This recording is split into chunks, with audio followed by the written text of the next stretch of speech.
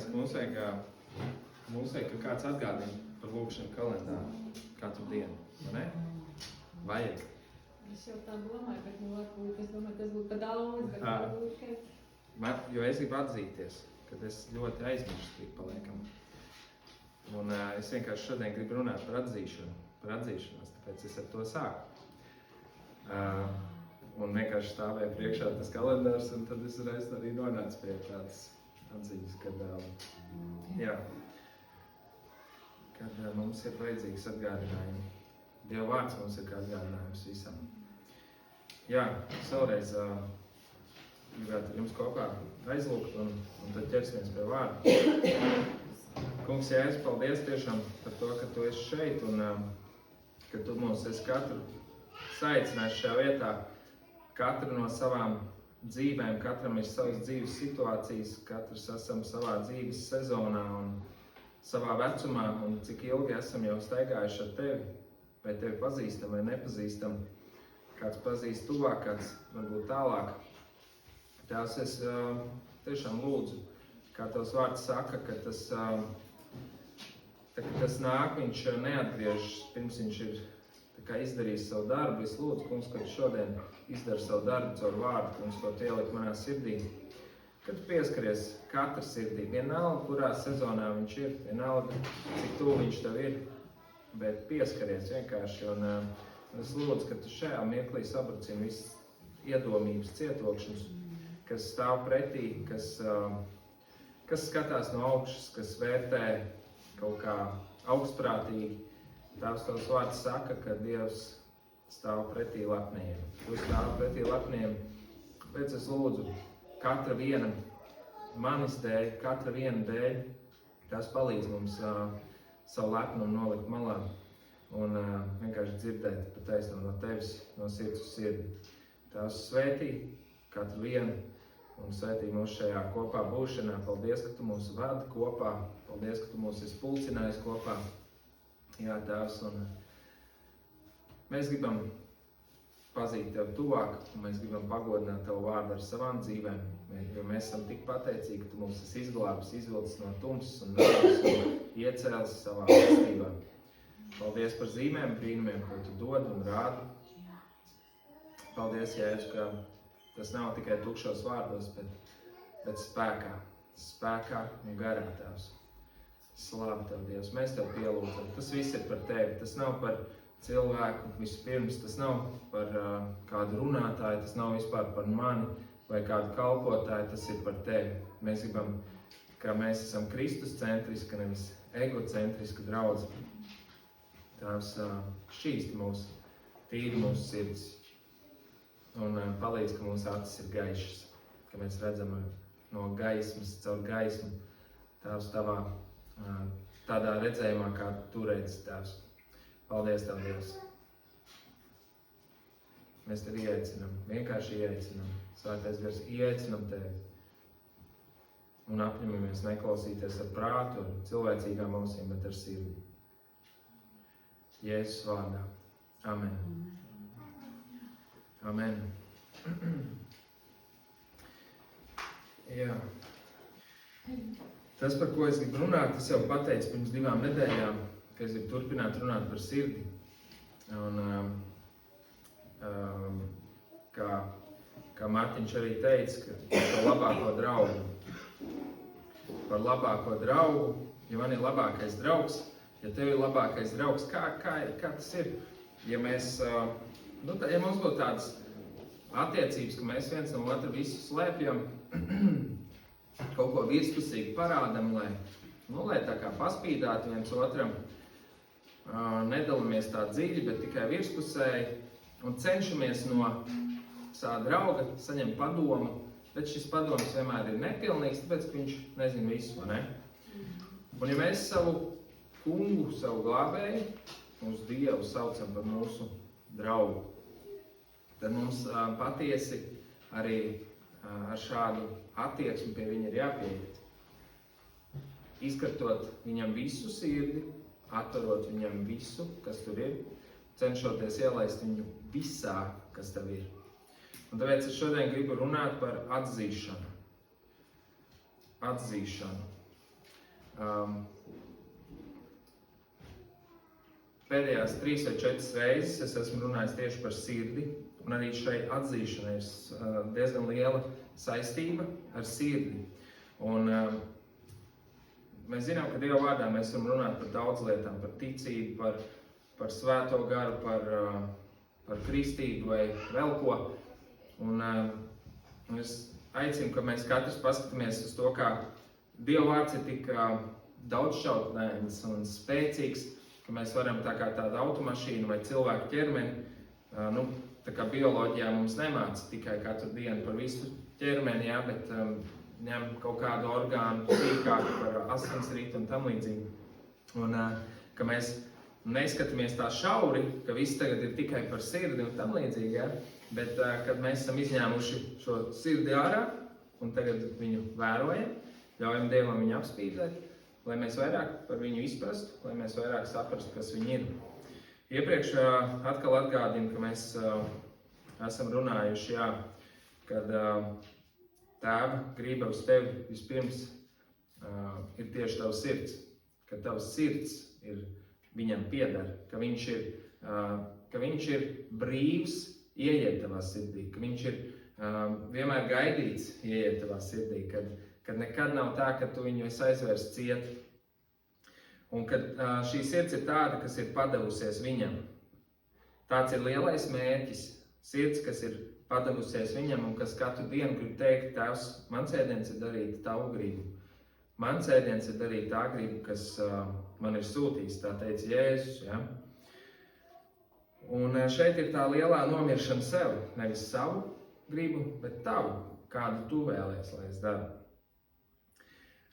Un, jā, pagājušo reizi mēs runājām, uz tāfeles vairs nav, bet mēs runājām par ceļu, kad ir visādi varianti, visādi īsceļi, kā nonākt pie rezultāta. Pasaulē ir daudz gudrības, kā mēs to varam izdarīt, bet bieži vien Dievs vēlās, ka mēs neejam īsāko ceļu. To mēs redzam Dieva vārdā atklātu, sākot jau ar Izraēlu, kurš varēja doties pa taisno, bet viņiem bija jāiet liels līkums. Un mēs redzam, ka šis ceļš ir patiesībā vissvarīgākais etaps mūsu dzīvē, jo tajā tiek mainītas mūsu sirds.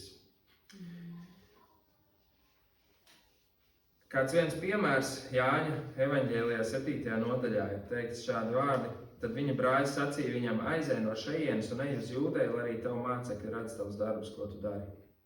Jo neviens neko nedara slepenībā, ja viņš grib kļūt pazīstams. Ja tu to gribi, rādies pasaulē. Šeit es arī apstāšos, ja viņš grib kļūt pazīstams, tātad ir savs standarts, visam vienkārši.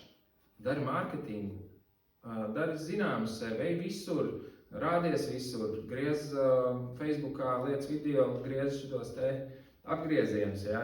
Bet šajā gadījumā mēs redzam, ka Tēva griba bija vienkārši savādāka. Tēva griba bija, un Jēzus viņā dzīvoja.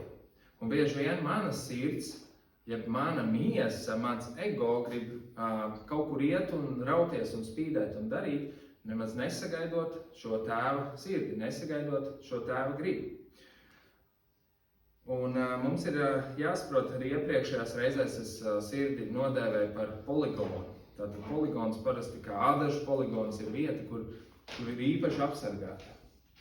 Vieta, kur ir īpaši jābūt modram par viņu, kas tur ieiet un kas no turienes iziet. Jā, man neizdevās noklausīties visu, Kristīna ielikusi Pēters Froģi šo svētrunu, gribēju noklausīties visu, bet sākumā man īpaši uzrunāja šis jau dzirdētais kaut kur šis teiciens, ka grūtākais ceļš šajā dzīvē ir nevis tur aizbraukt, uzkāpt Himalajos vai tam līdzīgi, bet nonāk no šejienes uz šejieni, ja? Šie 30 vai 40 centimetri. Bet ir ļoti svarīgi, ka mēs lietojam visu laiku šo lietu kā tādu filtru, ja? Bet ka tomēr mūsu galvenais filtrs ir šeit. Un to mums arī parāda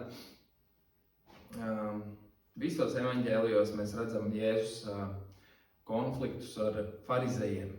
Ja? Jāņa 8. nodaļā es esmu pilnspēl uzrakstījis tā kā nosaukumu tai nodaļai smaga diskusija ar farizejiem. Principā, tu visu laiku redzi, ka viņi visu laiku tev mēģina bauslības rāmī vienkārši visu laiku viņu atmaskot, kad Jēzus dara kaut ko nepareizi.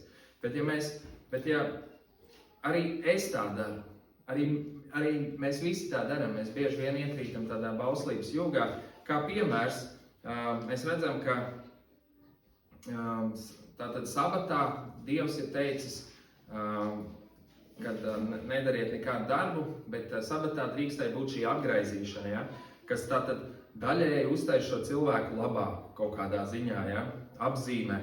Bet Jēzus viņiem saka, ja nemaldos Jāņa evaņģēlija 7. nodaļā, viņš saka, jūs tā kā atļaujat pēc valstības apgraizīt, bet tā kā es visu cilvēku daru labu, tad jūs tā kā sakat, ka tas ir slikti. Jūs tā kā kaut kādu mazu lietiņu labu darat, bet es daru visu labu, bet jūs sakat, ka tas ir slikti.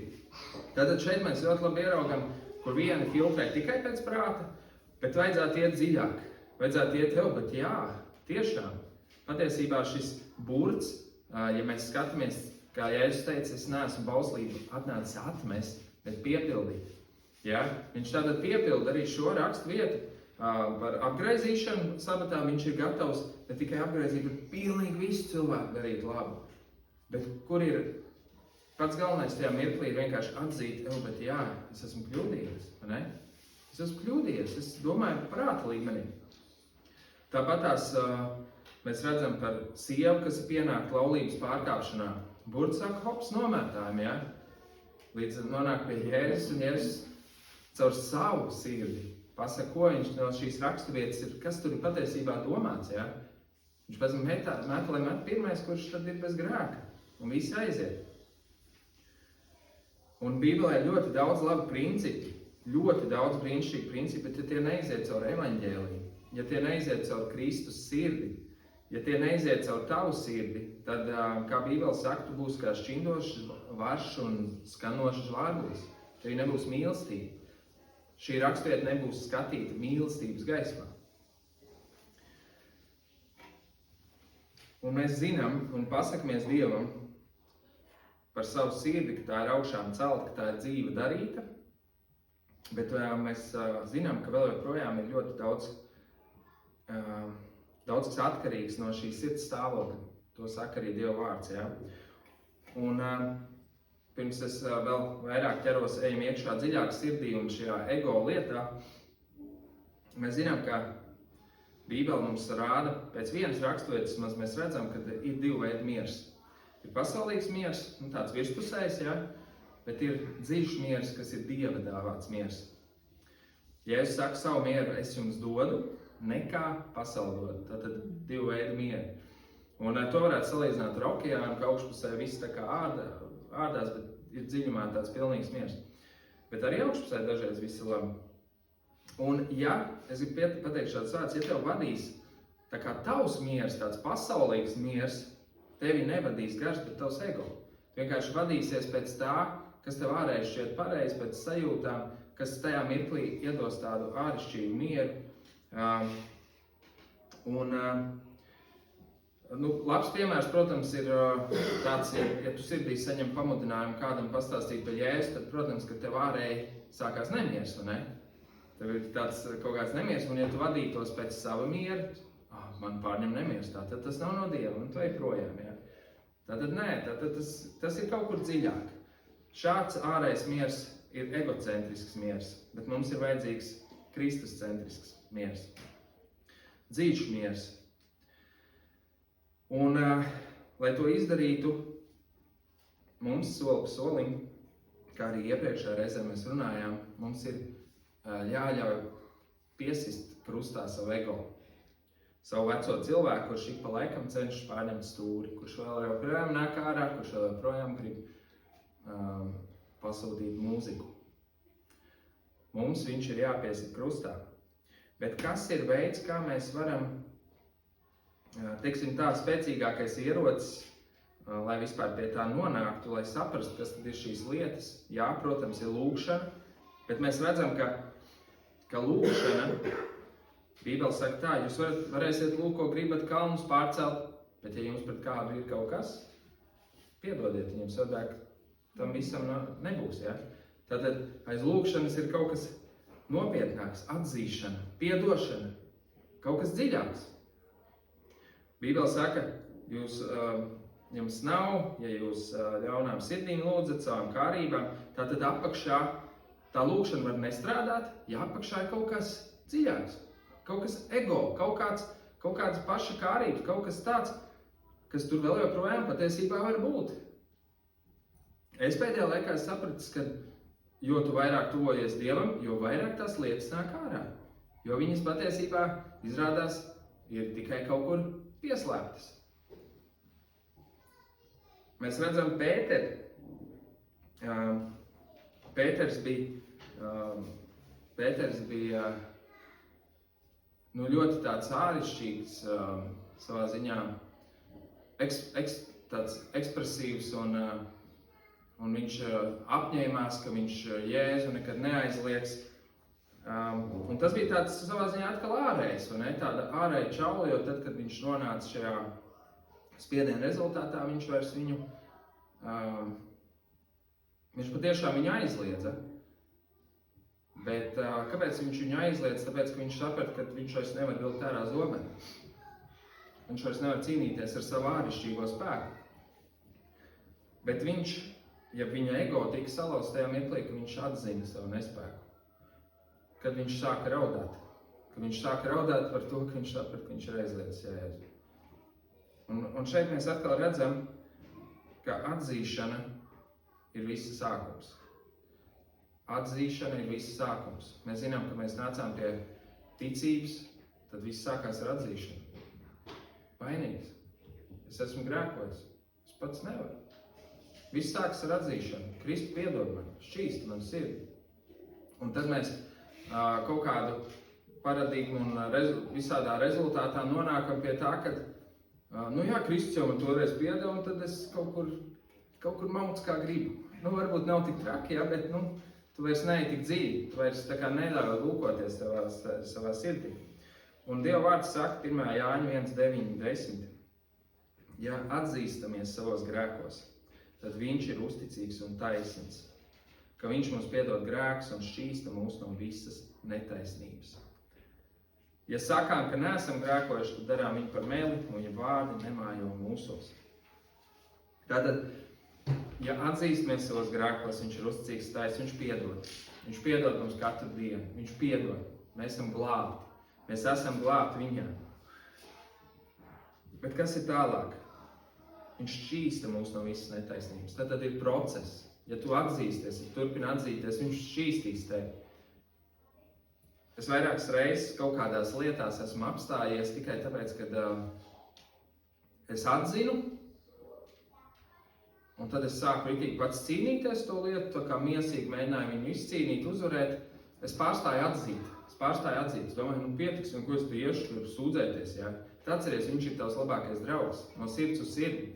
Viņš grib tavu sirdi dzirdēt, viņš grib, ko tu par to domā. Viņš grib tevi dzirdēt, ka tu nevari, ka tu atzīsti, ka tu nevari sakt viņam 10 vai 100 reizes. Viņam neatmiks. Bet ja tu atzīsi vienreiz un sitīsies savā spēkā, tad tu nevarēsi gara spēkā miesas kārības savaldīt. Viņš nevarēs tevi vairs šķīstīt, jo tu vairs neļaus viņam. Jo mums jāsaprot, ka mūs šķīsta viņa vārds un svētais gars, kas ienāk mūsos. Viņa vārds un svētais gars, kas ienāk mūsos. Nevis, es dzirdēju instrukciju, un tad es kaut kur aizēju un pats un tagad sitos un daros. Nē, protams, bez sava darba, bez savas darbības pēc tam tu neiztiksi. Bet kur paliek šī attieksme? Kungs, es savā spēkā nespēju. Manā nespēkā, lai tavs spēks varens parādās.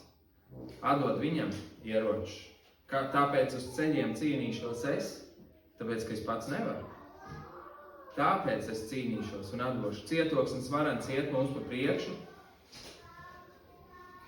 Vai es dzīvoju šo attieksmi, ka mans draugs, mans cietoksnis iet man pa priekšu un palīdz man.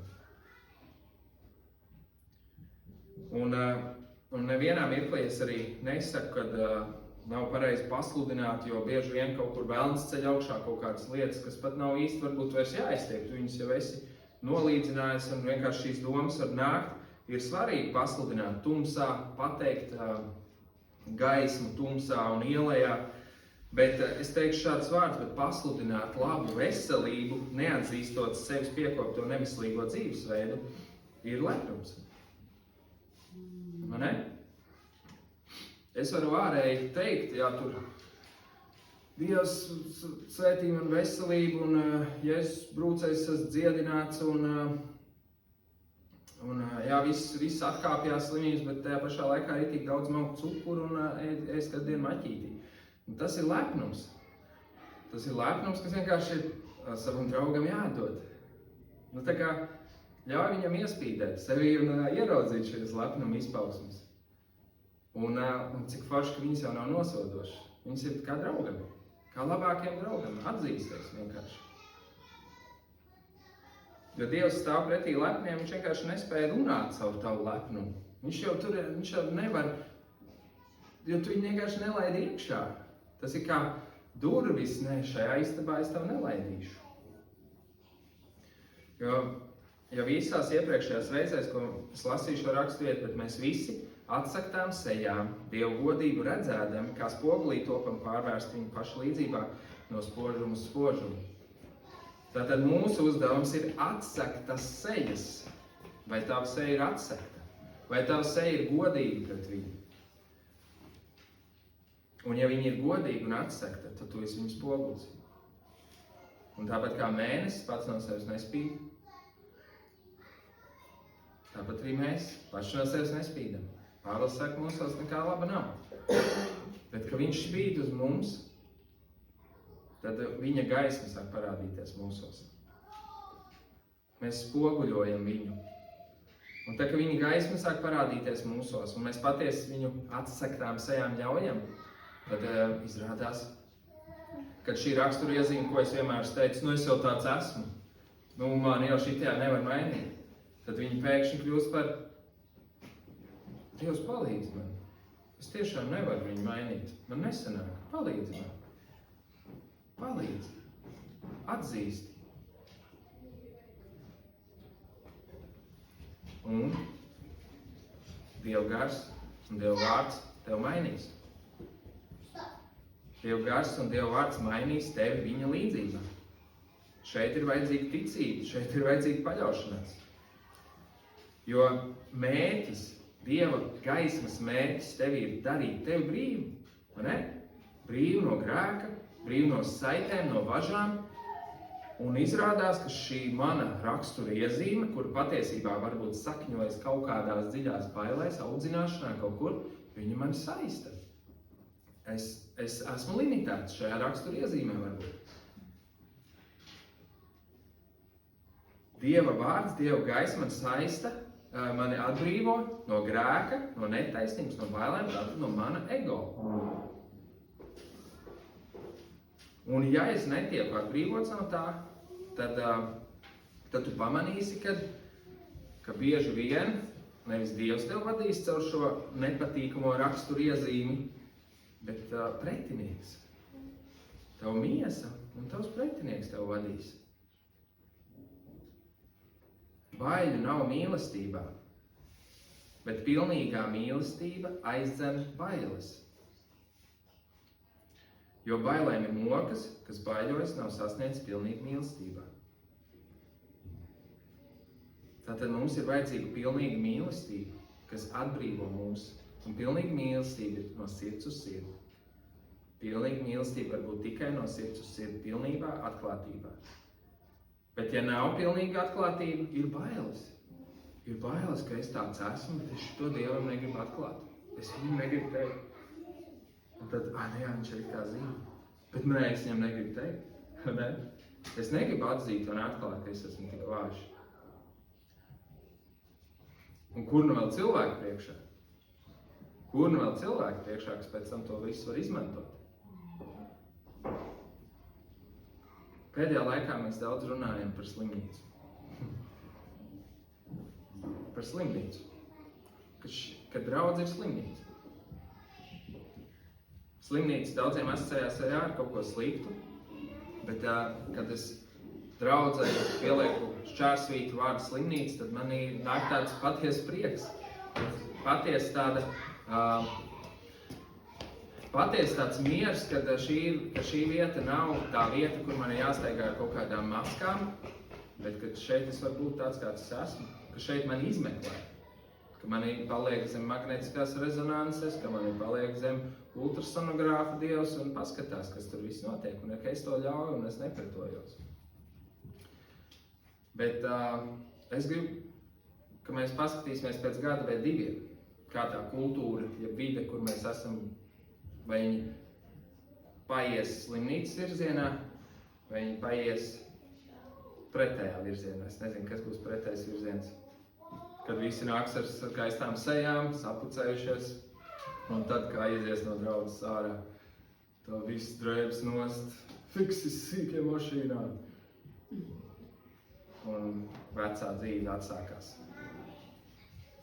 Vecā dzīve atsākās. Vai tu gribi izmainīt to savu 6 dienas gājumu, kur tu redzi, ka kaut kas galīgi nav Kristus līdzībā? Vai tu to gribi izmainīt? Tad tev ir jāsāk jau ar savu kambari, ka tu nāc kā uz slimnīcu. Un tev jānāk šeit kā uz slimnīcu. Mums visiem tā ir jādara. To nevar izdarīt 1 dienas laikā vai nedēļas laikā. Bet es jau runāju vairākas nedēļas par to. Un droši vien runāšu vēl. Man tas ir vajadzīgs, un es zinu, ka jums tas ir vajadzīgs. Mums visiem tas ir vajadzīgs. Droša vide. Un patiesībā es dzirdēju kādu labu podcastu, kur sarunājās viens teologs un psihologs ar baptistu mācītāju vienu, un viņi runāja arī kaut ko līdzīgu, kas tad ir sabojājis tādu biblisko, tādu atklātību, atvērtību. Protams, mēs vēl joprojām zinām, ka ir jābūt kārtībai, un mēs nevaram tur ļauties pilnīgai nekārtībai, bet kas to visu sabojājis, viņi teica tādu terminu kristīgā veiksmes kultūra. Un tā kā, ka ja tu esi kristietis, tev ir jābūt super veiksmīgam. Un tas ir ritīgi sabojājis to. Ir ritīgi forši būt veiksmīgam, un slava Dievam par to. Bet, ja paies kāds laiks, un tevi sāks mērīt pēc šīs ārējās veiksmes, tad es automātiski sāku vilkt maskas. Es vilkšu masku, jo es arī gribu, es gribu iedarēties, jo līdz ko es būšu vienīgais, kurš atklās savu vājumu, es būšu padzīts. Jūs mani padzīsiet. Tā ir kurš šeit ienāks.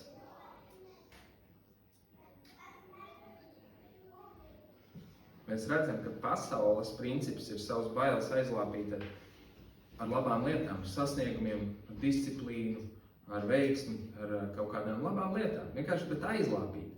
Un tad tu ilgstoši lāpi, kamēr tu veselību neiztur, kamēr kaut kas nolūst, kaut kas aiziet pa pieskari, un tad tu atkal atnāc pie tās vietas, kad, tu jau to visu ritīgi sasniedz un forši, bet tur apakšā ir dziļa vientulība un man ir bail. Man ir bail palikt vienam. Es to visu darīju, lai es nebūtu viens, lai cilvēki mani neatstāja un tā tālāk un tā tālāk.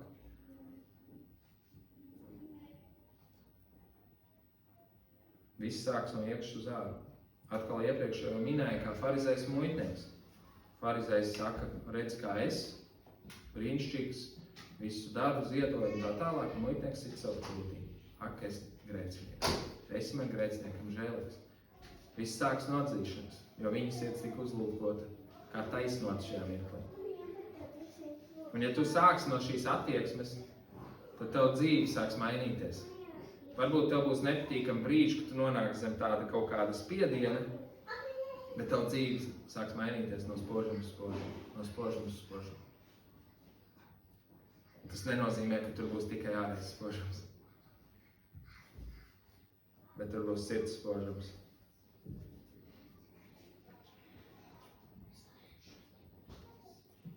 Mateja 12.35 ir teikts, ka labs cilvēks izdod no labā krājuma labu, un ļauns cilvēks izdod no ļaunā krājuma ļaunu. Un šeit ir tā ļoti radikalizēts, ir vai nu labs vai slikts, bet mēs redzam Dieva vārdā arī šīs 4 augsnes, un mēs zinām ceļš, akmens, ērkšķi un laba zeme.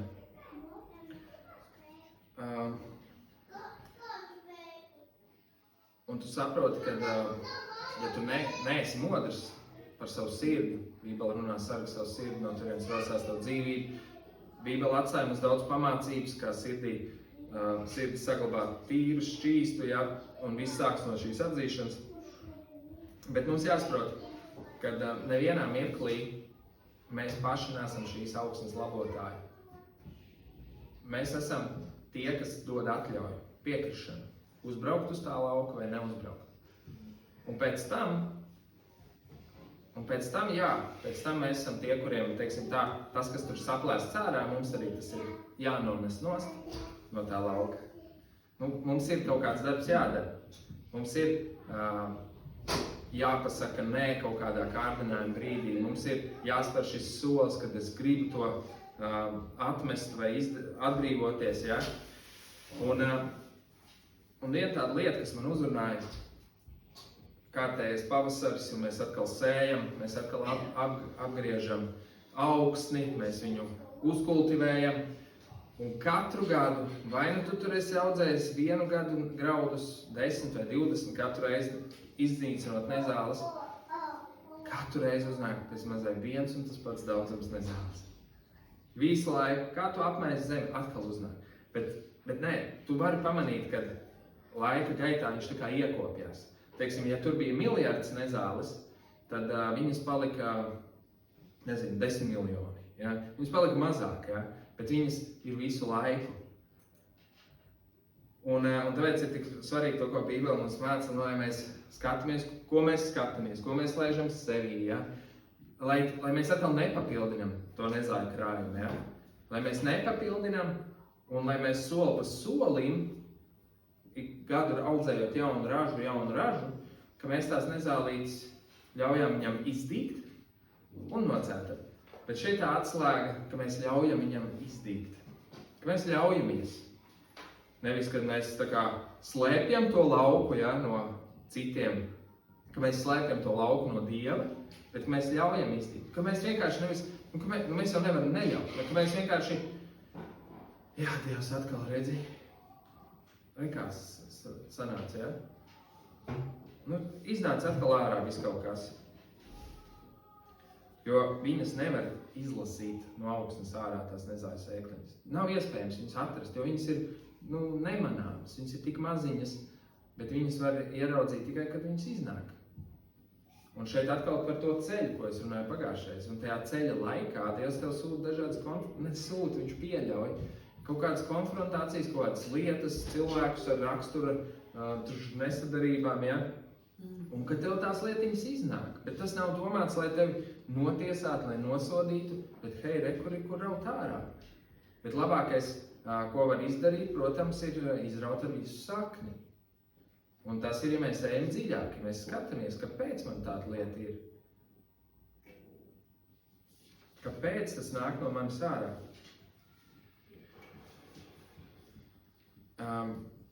Pagājušajā nedēļā Linda bija ielikusi šo lūkšanu vajadzību. Un tas arī ir ļoti labs piemērs. Un tā kā notiek kāds nelaimes gadījums, bīstamība, un pēkšņi rodas bailes, vai ne? Un tā, kad tu ļauj tās bailes apspīdēt, tu redz, ka tur kaut kas ir dziļāk. Tas ir kaut kur jau bērnībā, kaut kāds notikums, varbūt kaut kas nav palaists vaļā, vai ne? Un mēs dažreiz tā kā, vismaz es kādreiz ļoti, tā kā visus šos tādus smagus spiedienu dienas tā kā skatījos viņām vairāk uz tādām kā cīņām milzīgām, un kāpēc, priekš kam man tāds sods, bet tad sāk skatīties dziļāk, ļauj tā kā slīdēt iekšā vairāk, kāpēc man tā ir, Dievs palīdz man, lai man tā nav, lai tas nāk vienkārši ārā, lai šīs bailes aiziet, ja? šī ir tā vēsts, ko esam no viņa dzirdējuši un pasludinām jums, ka Dievs ir gaisma, viņā nav it nekādas tumsības. Šo rakstiet Jānis pagājušais lasīt. Dievs ir gaisma, viņā nav it nekādas tumsības. Ja mēs sakām, ka mums ir sadraudzība ar viņu un dzīvojam tumsībā, tad melojam un nedarām patiesību. Bet ja mēs dzīvojam gaismā, kā viņš ir gaismā, tad mums ir sadraudzība savā starpā, un viņa dēls Jēzus asins šķīsta mūs no visiem grēkiem. Tātad Dievs ir gaisma, viņā nav nekādas tumsības.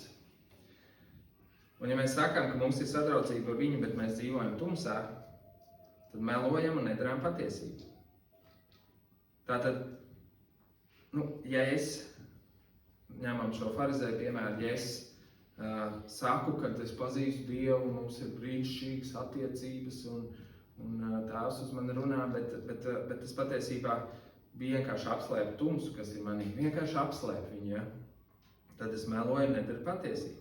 Bet ja es dzīvoju gaismā, ja atklāju viņam šo visu, tad mums ir sadraudzība savā starpā un viņa dēla Jēzus asins šķīsta mūs no visiem grēkiem. Tātad šeit ir parādīts, ja mēs dzīvojam gaismā, tas nenozīmē, ka mums nekā vairs nav. Ja? Tātad viņš vēl joprojām šķīsta. Vienkārši dzīvot gaismā, būt ar atsaktām sejām. Man patīk, ka mēs parasti bērniem sakam, kurš šitā nav darījis savam bērnam? Dēliņi vai meitiņi. Pasaka taču godīgi. Atzīsties, tad tev nebūs problēmas. Tad viss labi, un tad viņš kādu dienu nāk atzīstās, un tu dusmīgs, tur sabļauj uz viņu, ja, un pat varbūt nepiefiksē to, un pēc tam varbūt tu atceries, cik forši viņš tā kā atzinās, tas ir labi, vai ne? Bet bieži vien mēs tā kā sākumā kļūdamies par to. Bet es gribu pateikt, ka ar Tēvu tā nav. Ar Dievu tā nav. Viņš nesabļauj uz tevi. Viņš nav, mēs kā cilvēki, labu gribot, dodam sliktu, bet ja mēs lūdzam zīmi, viņš nedod akmeni. Viņš ir labākais tēvs. Viņš ir labākais tēvs, vienīgais tēvs, kurš nekļūdās. Tāpēc atzīsimies. Varbūt patiesībā tas ir iemesls, kāpēc tu negribi atzīties. Varbūt, kad tu bērnībā esi gājis pie savas mammas vai tēta un kādreiz dabūjis šādu brūci, kad tu esi pateicis kaut ko vaļsirdīgi, domājies, ka būs labāk, bet tā dabūji brāzienu. Un varbūt tagad tev ir tāds apakšā akmens, kur tu vienkārši nevar dabūt ārā dēļ tā. Lai Dieva gars spīd uz mūsu sirdīm un vienkārši izvelk šitās lietas ārā. Ka tu vari beidzot saprast, kāpēc ka tev nav vienkārši, ka tas nenāk no tevis dabīgi vairs ārā, ka tu nespēji vairs atzīties. Jā, un vēl par ego. Jo vārds saka, viņam, Jānis Kristītājs, viņam vajag augt, bet man iet mazumā, ko mēs redzam arī mums. Ka mums vajag iet mazumā savā ego, savās darbībās, ņemt savu krustu un sekot viņam. Bet kas tad ir šīs vēl lietas, kas mani personīgi uzrunāja, kad es zinu labāk?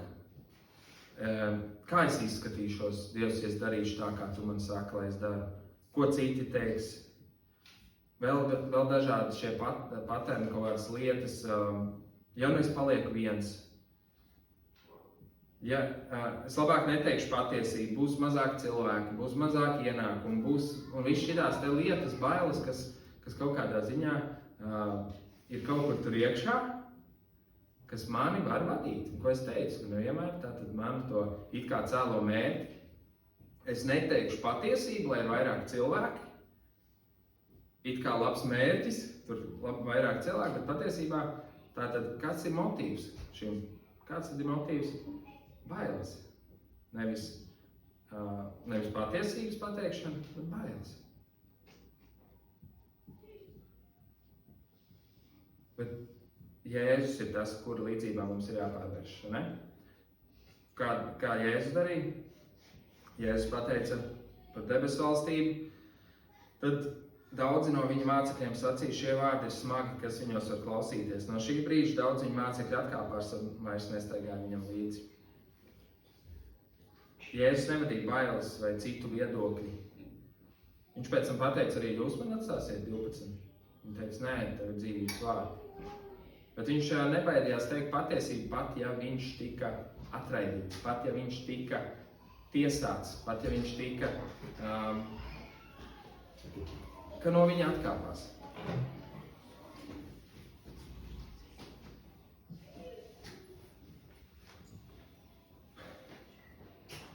Tāpēc ir svarīgi, ka mēs ļaujam spīdēt uz savas sirds un nestaigājam maskās.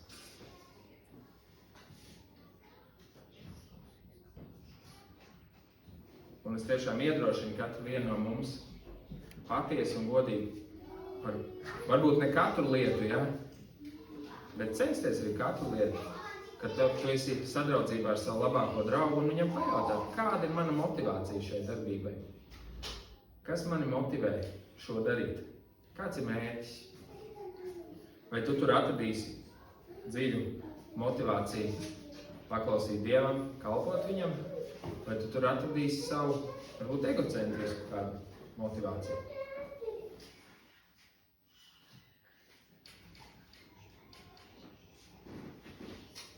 Es tev iedrošinu lūdzu pēc tā pusgriezīgā zobena.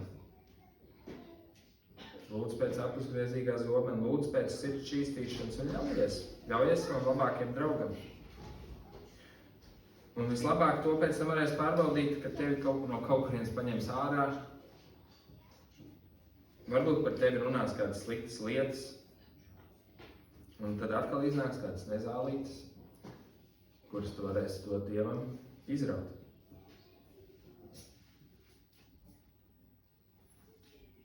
Jēzus grib tevi lietot, bet viņš grib tevi vispirms atbrīvot. Un jo vairāk brīvs tu būsi, jo vairāk viņš varēs tevi lietot. Jo tur, kur grib iet viņš, mēs nevaram. Kā man patīk šis teksts, neatceros, kur. Tur, kur es eju, jūs iet nevar. Mēs varam iet tur, kur viņš grib, lai mēs ejam, tad, kad mēs esam brīvi no sava ego, no saviem aizspriedumiem, no tā, ko citi domās.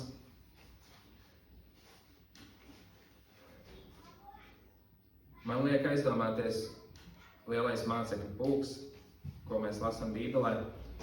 Ja mēs varam teikt vēl joprojām, ka jā, miesīgi mēs varam kādi apzināti ielikt kaut kādās ciešanās, muļķīgās varbūt un tam līdzīgi, ja? Bet es domāju, ka nepavēlti mēs redzam šos labākos piemērus, šos mācekļus, kuri cieta Jēzus vārdu dēļ un kuri palika priecīgi, vai kuri palika tādi, kas svētī pretī ienaidnieku, ja? Un skaidrs, ka viņi to nedarīja tā kā speciāli vai muļķības pēc, ja miesīgi, jo Dieva vārds viņus pagodina.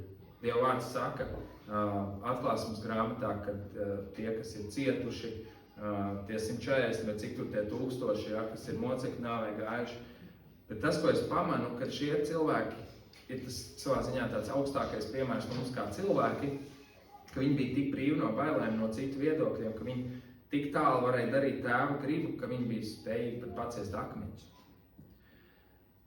Un tad šeit mēs varam, tas nav nekāds Dievas pārmetums, bet tas ir ceļš, kur iet, kur augt, ka mēs esam brīvi no cilvēku viedokļiem. Ja šodien mūsu lielākais akmens ir cilvēka viedoklis, ja kaut kāds varbūt ko par mani teiks, tajā laikā tie bija fiziski akmeņi. Viņi bija brīvi no tiem. Bet es tad esmu šodienas akmeņiem šiem cilvēku viedokļiem brīvs kaut kā. Tādu jautājumu uzdod sev. Kas ir tavas bailes, kas tev ir jāatzīst? Vienkārši jāatzīst. Vai es baidos būt neveiksmīgs, vai es pēdējā laikā pamanīju, ka Es baidos, ka mani bērni būs man neklausīgi. Un tas tāds arī ļoti interesanti bija.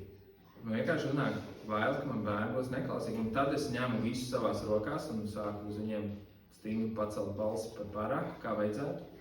Un es ieraudzīju savu motīvu Dieva vārdu gaismā, ka tas nav tāds vienkārši mīlestībā viņus audzināt un tāda stingra rīksti, kas būtu vajadzīga, bet man vienkārši ir bail. Ko citi teiks? Man bērni būs neklausīgi. Ko citi teiks? Hops vēl vien nezāl ārā. Piedod Dievs, es tā negribu dzīvot. Es negribu.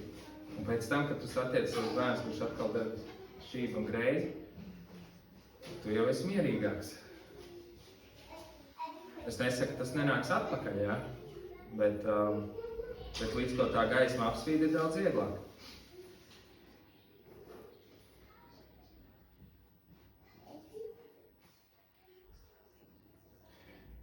Egocentrisms patiešām dos liels ieguvumus šajā dzīvē. Visticamāk. Bet atceramies šo līdzību par Ābrahāmu un Lācaru. Ābrahāms teica, piemini dēls, ka tu savu labumu esi dabūjis dzīves būdams, pretī Lācars ļaunu. Tagad viņš tiek iepriecināts, bet tev jācieš mokas. Un tas nenozīmē, ka šajā Ābrahāma klēpī nonāks tikai tie, kuri cieta mokas. Bet es šeit redzu šo attieksmi. Ka es centīšos darīt to labāko, bet pat ja man ir jāizvēlās nolikt savu ego, sekot Dieva vārdam, un tas nedos man labklājību kaut kādu, es esmu gatavs viņam sekot. Tas būtu tas, ko es gribu darīt. Paldies Dievam par labumu šajā dzīvē, bet vai es esmu gatavs no tā atteikties? Es teikšu godīgi, ka es neesmu. Līdz kaut kādam mēram es neesmu. Bet es sāku ar atzīšanu, kad es neesmu. Tad, kad man jāpieņem kaut kāds lēmums, kas paņem manu drošību nost, es bieži vien neesmu tam gatavs. Bet es gribu būt brīvs. Un Dievs grib, ka mēs esam brīvi. Bet sveic iededzinājis neviens to neliek kaktā vai zem pūra, bet to liek lukturī, lai tie, kas nāk iekšā, redzētu viņas gaismu. Un šeit šī rakstiet man liek uzdot jautājumu sev tādā savādākā formā. Cik bieži es savu labumu, savu reputāciju turu augstāk par gaismas ielikšanu lukturī? Cik bieži es viņu izdomāju nolikt nost? Tajā brīdī, kad nav ērti, kad nav labi. Turpretī Jēzus iegāja templī, sāk izdīt pārdevējus. Un tas viņam taču par labu nenāca. Tas viņam nenāca par labu. Turpretī ļoti radikāli 180 grādiem sargieties no raksturmācītājiem, jo tie mīl apkārt staigāt garos svētkos un saņemt sveicienus tirgus laukumos, viņiem patīk ieņemt godvietas sinagogās un liesībās. Viņiem patika šis ārējais labums. Viņi nebija gatavi laist Jēzu iekšā, atvērt savu lepnumu, atvērt savas durvis. Viņi labāk gribēja staigāt garos svārkos un saņemt sveicienus. Man kaut kad nesen bija sapnis, tas bija priekš manis personīgi šī lieta, kad es varbūt kādam stāstīju, ka es tajā sapnī vēmu, un tad, kad es piecēlos no šī sapņa, es sadzirdēju vārdu asimilācija. Es parasti nedzirdu, nav man tā, ka es dzirdu vārdus, kā piemēram nacēja vēl angļu valodā, ja? Bet šis man bija tāds vārds, ko es nezinu, vai es noteikti, ka biju dzirdējis, bet es tajā pašā mirklī meklēju, kas tas īsti ir, ko tas nozīmē. Un es ierakstīju mākslīgā intelektā, pajautāju, kas tas ir, un viņš atbildēja, ka tā ir tā kā pielāgošanās. Pielāgošanās. Un tas man tik ļoti uzrunāja, ka es jau esmu dalījies par šo vārdas līdzību, ja, kad viņu tā kā nevar uzvārīt iemetot karstā ūdenī, bet augstu ūdeni lēnām sildot, un kamēr viņš uzvārās, vārda beigta. Bet tas nav zinātniski pierādīts, es nezinu. Bet tas man tik ļoti uzrunāja, kad mēs bieži mēdzam runāt par šo pirmo mīlestību, ka šajā pirmās mīlestības laikā tu biji tik ļoti gatavs ielaist viņu savā sirdī. Tu biji tik ļoti gatavs tā kā atmest savas visas egocentriskās lietas, bet tad kaut kādā brīdī, kad tu neesi vairs modrs par to savu sirdi, vairāk tā temperatūra lēnām kāpj. Tu pieļauj vienu lietiņu, otru lietiņu, tu ej tādos kompromisos, tu ej tādās vienkārši asimilācijā, tu pielāgojies apkārtējā vidē, lai tev ārēji ir labāk. Ja? Un priekš manis tā bija liela atziņa, priekš manis tas bija atziņas dziļums, un kopā ar to vemšanu, ja, ka man tas viss vienkārši jārunā ārā, soli pa solim. Jātiek tīram no tā, viss jābūt brīvam no tām bailēm. Un tajā mirklī es sajūtu to kā lielu spiedienu. Bet šeit ir tās divas lietas, ko mums ir jāatšķir. Ir svētā gara spiediens un ir vēlna spiediens. Un svētā gara spiediens, viņš ir gaisma, kas vienkārši konfrontē tavu tumsu, bet tu jūties kā tēva rokās. Tu jūti, ka tas ir no viņa. Un šis vēlna spiediens, ka tu jūti apsūdzību, tu jūties briesmīgi, tu jūties kā, ka tev ir viss jāatstāj un jādara savu galvaspazmazai. Un tā robeža ir kaut kur ļoti smalka. Tāpēc atzīšana nav tikai par savu tumsu, bet atzīšana ir arī, ka es esmu tēva pieņemts. Es esmu savu labākā drauga pieņemts. Tas iet roku rokā. To nedrīkst palaist garām, savādāk viegli ir uzķerties uz vienkārši apsūdzību.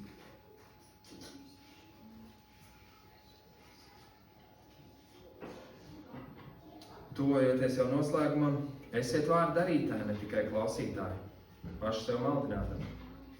Šo visu mēs varam arī klausīties, bet nedarīt. Šeit ir tas uzdevums, ka to visu, ko Dievs sāk plēst augšā un uzrādīt, ka tu viņu no tā lauka, tev vienkārši viņš jānones. Tev nav tas smagais darbs jāizdara, jo viņš pie krusta izdarīja savu smago darbu. Tev ir tas viss jānones nost. Tu esi nācis pie atziņas, ka tu esi lepns, vai es neesmu klausījies, vai es esmu bijis tāds.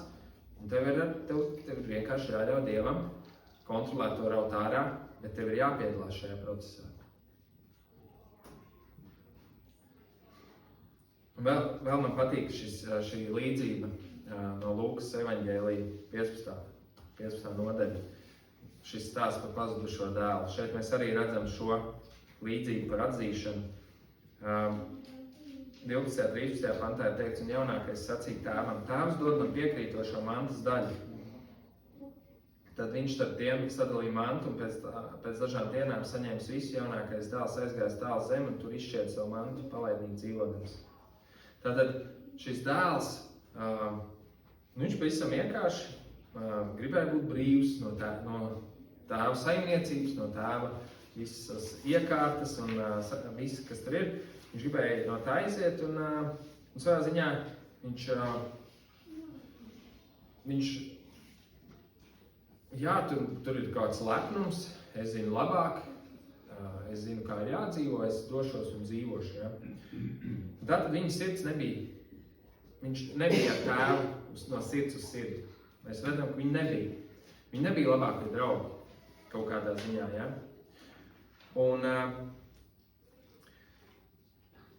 Un otrs brālis, mēs redzam tieši to pašu. Redzi, tik daudz gadu es tev kalpoju, nekad neesmu pārkāpis tavu bausli, bet tu man reiz neesi devis ne kazlēm, lai es būtu varējis līksmoties ar saviem draugiem. Tātad otrs nebija aizgājis prom, bet arī viņš nebija brīvs. Neviens no viņiem nebija brīvs. Neviens nepazina tēvu sirdi, neviens nebija patiesā sadraudzībā ar savu draugu labāko. Viņš to darīja caur masku. Šī bija ritīga maska. Ja, tātad viņa iekšā, viņš bija neapmierināts, viņš to darīja kā likumu, ja, un ārēji bija, es palieku un viss ir labi. Otrs toties kaut kādā ziņā pat izdarīja pareizā. Ja. Viņš netēloja, viņš vienkārši aizgāja, neattaisno viņa rīcību nekādā gadījumā, es atvainojos. Bet jā, bet tad viņš pie atziņas nācis, sacīja, cik algāģi nav manam tēvam, kuriem maize pa pilnam, kamēr es tam iešu badā. Es celšos un iešu pie savu tēvu un sacīšu, tēvs, es esmu grēkojis pret debesīm un pret tevi. Tātad pie atziņas nācis, viņš veic šo darbību. Bet otrs brālis, mēs nezinām, kā šis stāsts tālāk beidzās, bet otram pie atziņas bija jānāk savādāk. Ieraugot, ka kāds cits tiek darīts brīvs. Ieraugot, ka kāds cits tiek tēva mīlēts un parādījās viņa mīlestība. Un parādījās patiesi šī tēva seja, ko viņš beidzot ieraudzīja.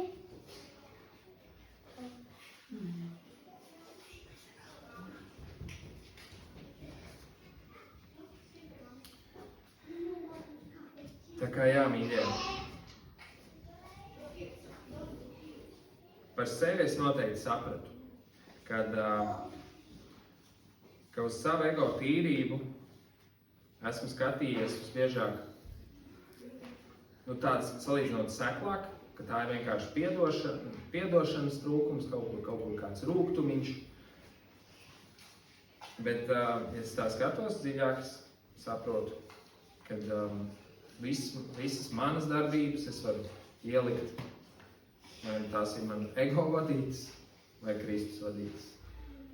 Un ka man ir jāatrod Kristus gaismā šis patiesais motīvs.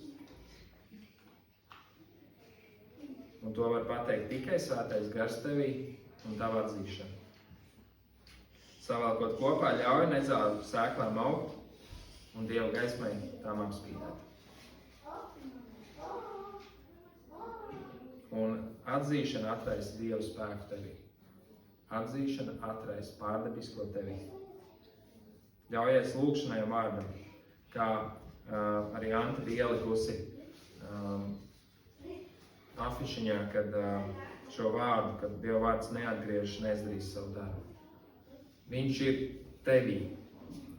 Viņš ir tevī un viņš grib izdarīt savu darbu, ļauj viņam to izdarīt. Vakardien bijām Rīgā tajā dievkalpojumā un tur arī dalījās ar vārdu, ka tava sirds ir dārguma krātu un viņš ir dārgums. Viņš ir tas dārgums, kas tur ir iekšā. Un šeit man atkal atgādina stāsts, ko es lietoju arī kādās svētdienās, kur LMT, man liekas, tā bija reklāma, kur vecstāvam uzdāvināja planšeti. Un pēc gada tā kā tie bērni atbrauc atpakaļ, un kā tad vecstāvam iet, un vecstāvs sīpols griež uz tās planšetes. Ja? Mūsos šis dārgums ir domāts, lai mūs apspīdētu. Ja? Lietosim viņu pareizi. Ļausim viņam spīdēt mūsu sirdī.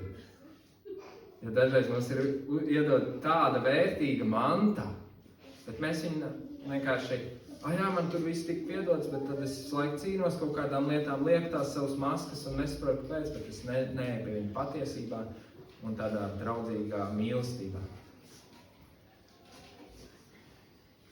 Vārds ir zāles visai miesai, un tu esi vislabākās slimnīcas pacients.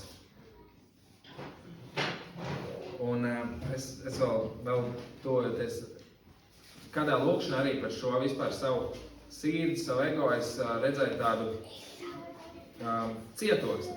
Vienkārši cietoksni, akmeņas cietoksni, un es tur esmu iekšā. Tas varbūt arī tā palīdz vizualizēt, es sapratu, ka tas cietoksnis, kurā es esmu iekšā, es no viņa netiek ārā. Tas ir kaut kādas lietas, kas manā dzīvē ir sabūvējušās. Un tur, kur es eju pa to cietoksni, man bija tāda kā vīzija, tāds redzējums, ka tur spīd gaisma. Un es esmu tajā cietoksnī iekšā, bez mazliet tāds kā koordināšu devējs. Ja? Tā kā Dievs šauj šeit, ja? Un Dievs šauj pa to cietoksni. Kad tu viņam atļauj šaut, un viņš šauj, un tas kaut kādā ziņā sāp, jo tu tur esi iekšā, ja? Tas sāp, bet viņš nobrucina tos cietokšņus.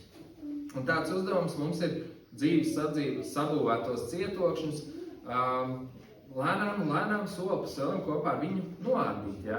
Un skaidrs, ka ik pa laikam ir kaut kāds dzīves sezonas, kur mēs varam paslīdēt, kur atkal mēs kaut ko samūrējam, un tad atkal dabūjam, Dievs lūdzu, šķaidī ārā. Ja? Dievs tā lepniem pretī, neesam lepni un ļaujam šķaidīt savus cietokšņus. Galīgi beidzot atkal, kā katru gadu mamma liek raut ārā savā dārzā kokus un krūmus. Katru gadu. Un es arī pagājušajā gadā dalījos ar šo līdzību, ja? Kad šis dārzs mainās, viņš aug, ja? Viņš viss tavā dzīvē kustās, mainās, notiek, un Dieva vārdā ir šī līdzība par dārznieku, kurš ir dārza kopējs, kuram ir jāapgreiz mūsu sausie zari. Un dažreiz liekas, kāpēc atkal? Katru gadu tā kā no sākuma, tā kā pirmā mirklī parādās dusmas, ka mamma man saka, kad jāraug tas viss ārā, bet tad es saprotu to. Un tā kā, nē, man nav jādusmojās par to. Un vakardien man nāca palīgā viens darbinieks, Artis, un viņš uzdeva vienu jautājumu par vienu tādu krūmu, kur mamma pateica, beidzot viņš ir ārā. Viņš pirms tam pateica, bet šitais jau labi izskatās. Un viņš tā pēc tam, bet nu jā, katram jau dārzniekam savu galvu. Ja? Un tas man tik ļoti uzrunāja, kad kuram dārzniekam tad tu gribi uzticēties sev, kā tu gribi labāk, vai tu gribi Dievu kā dārznieku, ja? Ka viņš pasaka, hei, šī lieta ir jāplēš ārā, šis krūms te nedara. Tev varbūt viņš liekas ļoti skaists, bet Dievs zina, kas tur apakšā, kādi ir šie motīvi tai lietai. Tā kā atzīsti, ka tev vajag glābēju, tev vajag savu brīnišķīgo Dievu ikdienā, un visa pamats ir vispirms tas, ka tu pats nespēji, ka tu nedīlo uzreiz ar to lietu, ar to cēloni, ar to grēku, bet ka tu kļūsti brīvs viņa spēkā atzīstot. Viņa spēkā atzīstot. Tu esi Kristus centrisks. Un ja tu esi Kristus centrisks, tad tā ir vieta, kur tev neviens vairs nevarēs nodarīt pāri ar laiku. Jo tu piedod. Tu piedod. Un šeit es skatos uz šiem mācekļiem, kuriem nevarēja vairs nodarīt pāri. Viņus mēģināja sazādēt, sadedzināt, visu kaut ko viņiem mēģināja izdarīt. Bet viņiem neko nevarēja izdarīt. Jo viņi dzīvoja Kristus centrisku dzīvi. Tā kā lai mums izdodas gara spēkā. Un sāksim ar atzīšanu. Amen. Amen.